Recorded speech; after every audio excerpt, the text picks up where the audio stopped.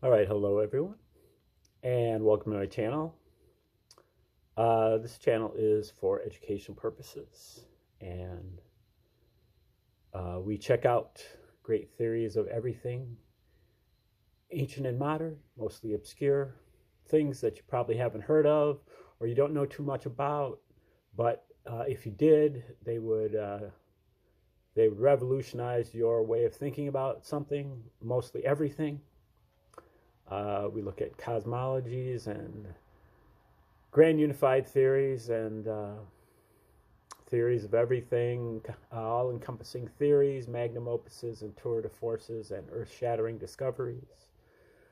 Hopefully, for you to help with your paradigm shifting, your awakening to 5D consciousness, your formation of a holistic worldview, your quest for better spiritual, mental, and physical health, including freedom and sovereignty. And today is our 21st video that we've done on the book called The Dead Sea Scrolls Deception. So the Dead Sea Scrolls were discovered in 1947, 20 miles southeast of Jerusalem, in a place called Qumran.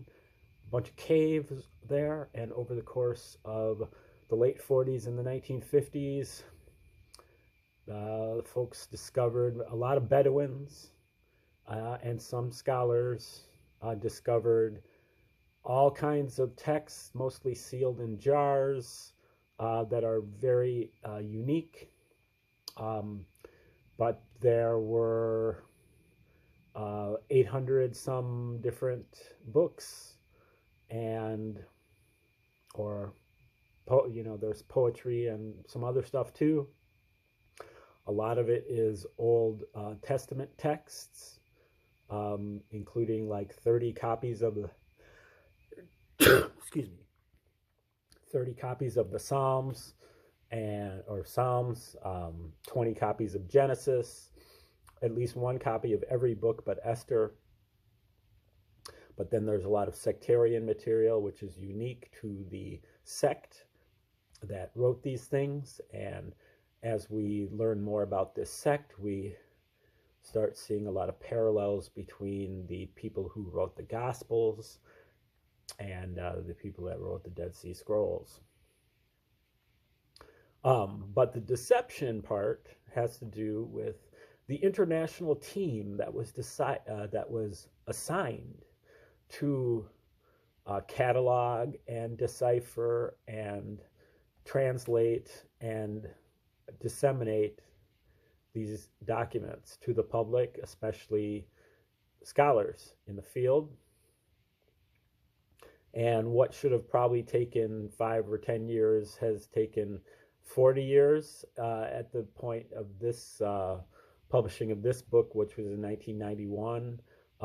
The work of Robert Eisenman and some others over the course of the last 30 years has ensured that these books have now gotten out there mostly. But I think about it because this is when I was growing up. A lot of this time period, I could have learned about this, 30 years before I did. So anyway, we're going to take over here where he's talking about a lot of the physical evidence and how the people on the international team kind of sidestepped the evidence. It's clear that they were reading when they began to translate these things. They found a lot of stuff that they just didn't like and didn't want to put out there. Things that went against what they believed in. Most of these people were Catholic priests who are on the international team. So now he's going to start talking about, he was talking about coin evidence and archaeological evidence. Now we're going to this word that I have such difficulty pronouncing, which is palaeography. It's not paleo, it's pala, P-A-L-A, eography, which apparently is studying ancient writing, like handwriting, calligraphy.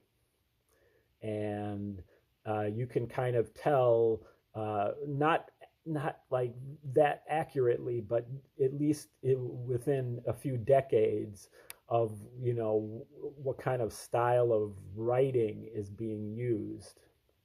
I think he'll probably explain it here, but so we'll get started. Apart from coins and the physical ruins, the most important body of external evidence used by the international team for dating the Dead Sea Scrolls derived from the tenuous science of palaiography. Palaiography is the comparative study of ancient calligraphy. Assuming a strictly chronological and linear progression in the evolution of handwriting, it endeavors to chart developments in the specific shape and form of letters, and thus to assign dates to an entire manuscript. One might find, for example, an old charter or some old other document in one's attic. On the basis not of its content, but of its script alone, one might guess it to date from the 17th as opposed to the 18th century. To that extent, one would be practicing a species of amateur palaiography.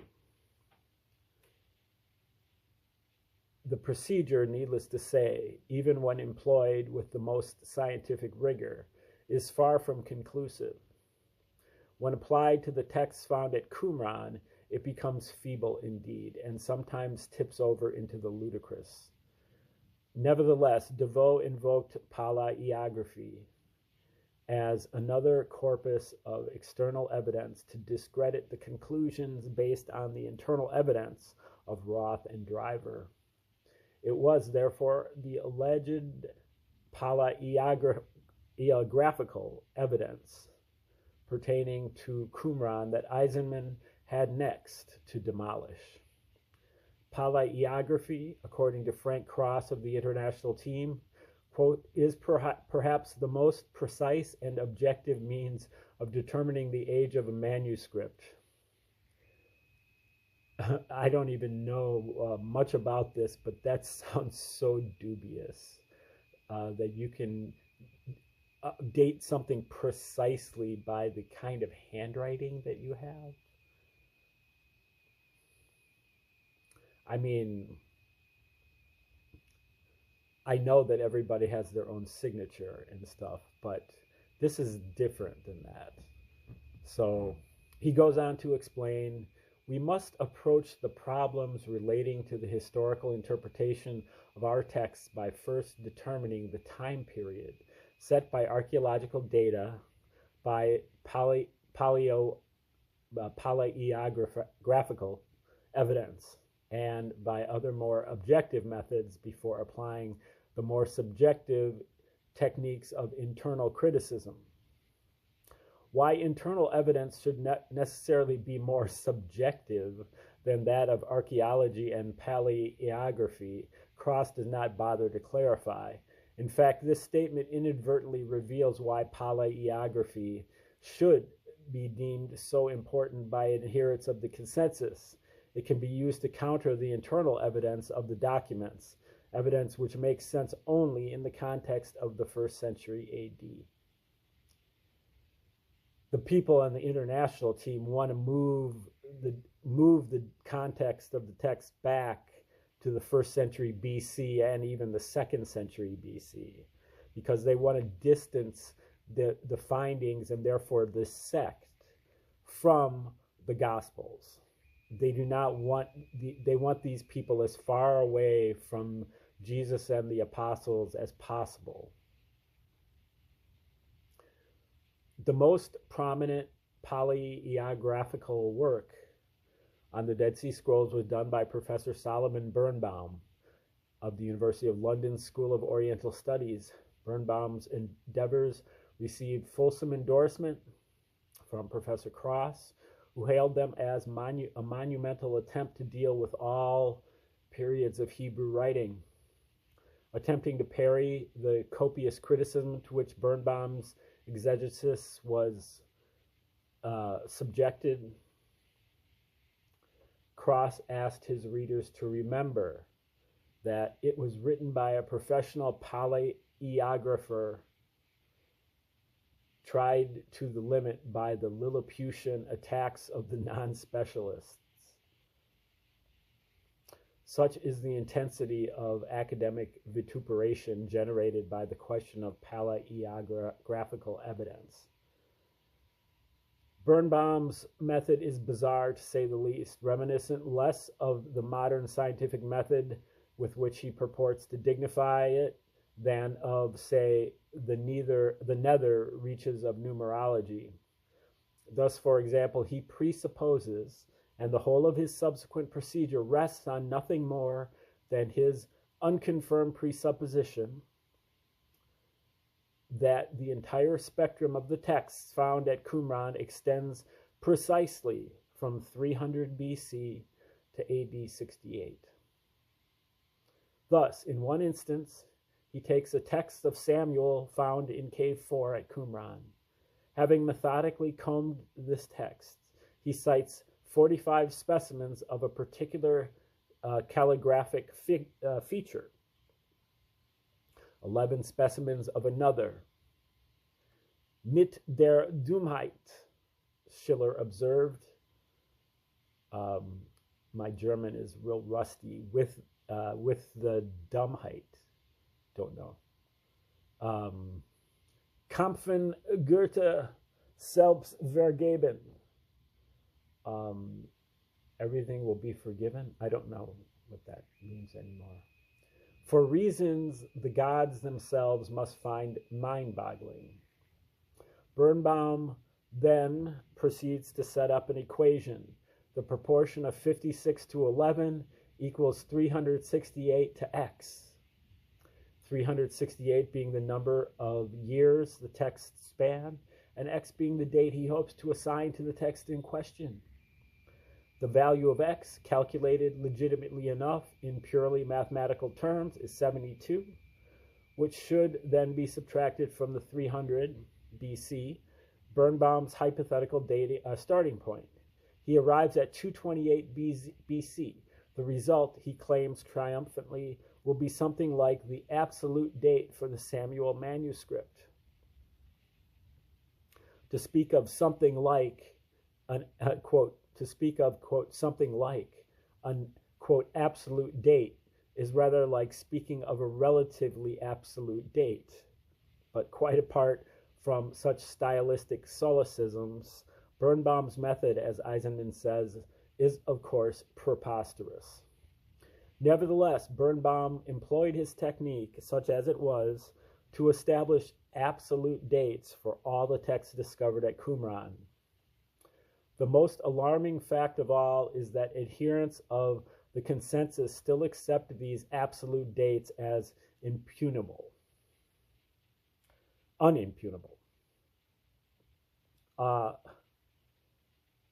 Yeah, this is like money laundering. They're just like giving this guy money to, do an exhaustive study that he's like just making stuff up practically. He just made up the 300 BC to 68 AD, and then he uses those numbers for the basis of everything else that he's doing. Professor Philip Davis of Sheffield states that most people who take time to study the issue agree that the use of paleography in Qumran research is unscientific, adding that, quote, attempts have been made to offer a precision of dating that is ludicrous. Eisenman is rather more scathing, describing Birnbaum's endeavors as what in any other field would be the most pseudo-scientific and infantile methods. To illustrate this, he provides the following example. Quote, well, no, there's no quote here, but, well, I can't quite tell if it's indented or not, but it says, suppose two scribes of different ages are copying the same text at the same time, and the younger scribe were trained more recently in a more up-to-date scribal school. Suppose the older scribe were deliberately using a stylized calligraphy which he learned in his youth. Suppose either or both scribes, in deference to tradition or the hallowed character of their activity, sought deliberately to replicate a style dating from some centuries before, as certain documents today, such as diplomas or certificates of award, may be produced in archaic copper plate. What date could possibly be assigned definitively to their transcriptions? In his paleographic assumptions, Birnbaum overlooked one particularly important fact. If a document is produced merely to convey information, it will, in all probability, reflect the most up-to-date techniques. Such, for example, are the techniques employed by modern newspapers, except until recently in England. But everything suggests that the Dead Sea Scrolls weren't produced merely to convey information. Everything suggests that they had a ritual or semi-ritual function as well, and were lovingly produced so as to preserve an element of tradition. It is therefore highly probable that later scribes would deliberately attempt to reproduce the style of their predecessors. And, indeed, all through recorded history, scribes have consistently been conservative. Thus, for example, illuminated manuscripts of the Middle Ages contrived to reflect a sacred quality of antiquity, not the latest technological progress. Thus, many modern Bibles are reproduced in old-fashioned print. Thus, one would not expect to find a modern Jewish Torah employing the style or technique used to imprint a slogan on a t-shirt. Of the calligraphy in the Dead Sea Scrolls, Eisenman concludes that they simply represent a multitude of different handwriting styles of people working more or less at the same time within the same framework, and tell us nothing about chronology at all. Cecil Roth of Oxford was, if anything, even more emphatic. Quote, in connection, for example, with the English records, although a vast mass of dated manuscript material exists covering the entire Middle Ages, it is impossible to fix precisely within the range of a generation the date of any document on the basis of paleography alone. He warned that a new dogmatism had arisen in the field of paleography, that without any fixed point to serve as a basis, we are already expected to accept as an historical criterion a precise dating of these hitherto unknown Hebrew scripts. He even, in his exasperation at the complacency and intransigence of the international team, had recourse to the unscholarly expedient of capital letters. In all caps, it must be stated here once and for all that the so-called paleographical evidence is wholly inadmissible in this discussion. Okay, and now we're moving to chapter 11. Chapter 11 is just called the Essenes. Essenes. The reader by now will be familiar with the conclusions of the consensus view of the international team and, as expressed through its journals, the École Biblique, as well as with the processes by which those conclusions were reached. It is now time to return to the evidence and see whether any alternative conclusions are possible. In order to do so, certain basic questions must again be posed. Who precisely were the elusive and mysterious denizens of Qumran, who established their community, transcribed and deposited their sacred texts, then apparently vanished from the stage of history? Were they indeed Essenes? And if so, what exactly does that term mean? The traditional images of the Essenes come down to us from Pliny, or Pliny, I think it's Pliny, Pliny the Elder, Philo, Judaeus, and of Alexandria, and Josephus, who described them as a sect or subsect of first century Judaism. Now, what until Joseph Atwill wrote in 2005, what people are recognizing is that Pliny, Philo, and Josephus are all basically agents of the Roman Caesars. Okay, they are all agents or getting patronage from, they're all at the court of the Roman Caesars. So, you know, is this really, like, is Josephus really writing history, or is he writing propaganda? Is he writing a story, or is he writing a history? I think that those questions are going to be kind of at the center of a lot of the future, at least in this unit that we're dealing with. But Pliny, Philo, and Josephus, who they all described the Essenes. That's why I have a great doubt that the Essenes even existed, because there's no mention of them anywhere other than Pliny, Philo, and Josephus, who described them as a sect or subsect of first century Judaism.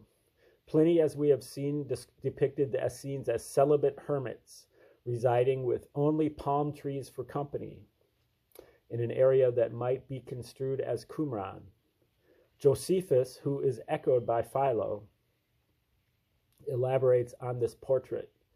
According to Josephus, the Essenes are celibate, although, he adds, almost as an afterthought, there is a second order of Essenes who do marry. The Essenes despise pleasure and wealth. They hold all possessions in common, and those who join their ranks must renounce private property. They elect their own leaders from amongst themselves. They are settled in every city of Palestine, as well as in isolated communities, but even in urban surroundings, keep themselves apart. Josephus portrays the Essenes as something akin to a monastic order or an ancient mystery school. Postulants to their ranks are subjected to a 3-year period of probation, the equivalent of a novitiate. Not until he has successfully undergone this apprenticeship is the candidate fully accepted. Full-fledged Essenes pray before dawn, then work for 5 hours, after which they don a clean loincloth and bathe, a ritual of purification performed daily. Thus purified, they assemble in a special common room and partake of a simple communal meal. Contrary to later popular misconceptions, Josephus does not describe the Essenes as vegetarian. They are said to eat meat. The Essenes, Josephus says, are well versed in the books of the Old Testament and the teachings of the prophets. They are themselves trained in the arts of divination and can foretell the future by studying sacred texts in conjunction with certain rites of purification. In their doctrine, according to Josephus, the soul is immortal, but trapped in the prison of the mortal and corruptible body. At death, the soul is set free and soars upwards, rejoicing. Josephus compares Essene teaching to that of the Greeks. Elsewhere, he is more specific, likening it to the principles of the Pythagorean schools.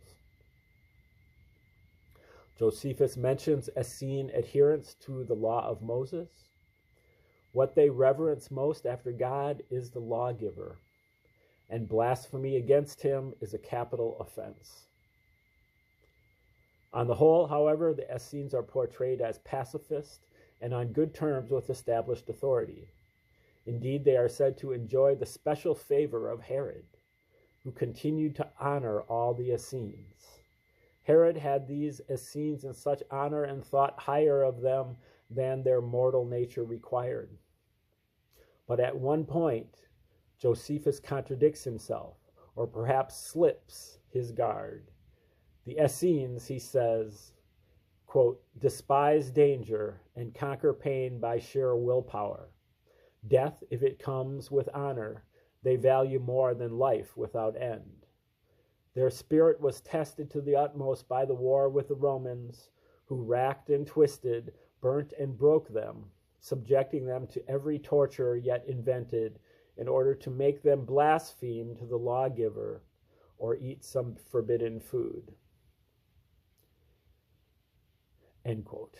In this one reference, at variance with everything else Josephus says, his Essenes begin to sound suspiciously like the militant defenders of Masada, the Zealots or Sicarii. With the exception of this one reference, Josephus's account was to shape popular images of the Essenes for most of the ensuing 2,000 years. And when the Aufklärung, the so-called Enlightenment, began to encourage free-thinking examination of Christian tradition, commentators began to make connections between that tradition and Josephus's Essenes. Thus, in 1770, no less a personage than Frederick the Great wrote definitively that, quote, Jesus was really an Essene. He was imbued with Essene ethics. Such apparently scandalous assertions proceeded to gain increasing currency during the latter half of the next century, and in 1863, Renan published his famous Vie de Jesus, in which he suggested that Christianity was an Essenism, which has largely succeeded. Toward the end of the 19th century, the revival of interest in esoteric thought consolidated the association of Christianity with the Essenes. Theosophy, through the teachings of H.P. Blavatsky, postulated Jesus as a magus or an adept who embodied clement elements of both Essene and Gnostic tradition. One of Blavatsky's disciples, Anna Kingsford, developed a concept of esoteric Christianity. This roped in alchemy as well and portrayed Jesus as a Gnostic thaumaturge who, prior to his public mission, had lived and studied with the Essenes. In 1889, such ideas were transplanted to the continent through a book called The Great Initiate by the French theosophist Edouard Schur, S-C-H-U-R-E. The mystique surrounding the Essenes had by now begun to associate them with healing, to credit them with special medical training, and to represent them as a Judaic equivalent of the Greek therapeutai. Another influential work, The Crucifixion of an Eyewitness, which appeared in German toward the end of the 19th century and in English around 1907, purported to be a genuine ancient text composed by an Essene scribe. Jesus was depicted as the son of Mary and an unnamed Essene teacher whose fund of secret Essene medical knowledge enabled him not just to survive the crucifixion, but also to appear to his disciples afterward as if risen from the dead. George Moore undoubtedly drew on this work when, in 1916, he published the book Carith and scandalized Christian readers across the English-speaking world. Moore, too, portrayed Jesus as a protege of Essene thought, who survives the crucifixion and retires to an Essene community in the general vicinity of Qumran. Here, 3 years later, he is visited by a fanatic named Paul, who quite unknowingly has come to promulgate a bizarre mythologized account of his career and in the process promote him to godhood. The Essenes depicted in the book Carith derive ultimately from the stereotyped Essenes of Pliny, Josephus, and Philo, imbued now with a mystical character which endeared them to esoteric-oriented writers of the late 19th and early 20th centuries. To the extent that educated readers knew anything of the Essenes at all, this was the prevailing image of them. and something of this image was retained even more by critical commentators such as Robert Graves, who in other respects sought to demystify Christian origins. Yeah, well, this is, he doesn't talk, they don't, the authors, Bajent and Lee here, don't really talk about Barbara Thiering, but she actually uses the Dead Sea Scrolls as really specific passages to show how Jesus did survive the crucifixion, and how he was rescued by his brother, who went by Joseph of Arimathea, and he was hung up on the cross or whatever, hung up on a tree with Judas and somebody else, and Joseph of Arimathea convinced Pilate to take him down after like only a few hours. And apparently it takes, crucifixion is not like a one-day thing. It usually takes like several days for you to die up there like that, because they hold your arms, you know, your weight isn't on your arms. They've got you kind of held up by your legs. Anyway, we'll get further into that as we go along, but it's interesting just to see that he's not commenting on her work, but he's kind of blaming Pliny, Philo, and Josephus for and then the later writers for like spectacularizing these Essenes. But people are using the Dead Sea Scrolls specifically the same way. So anyway, now that they've been discovered, we'll get into that further as we take over tomorrow. Thanks for tuning in here today.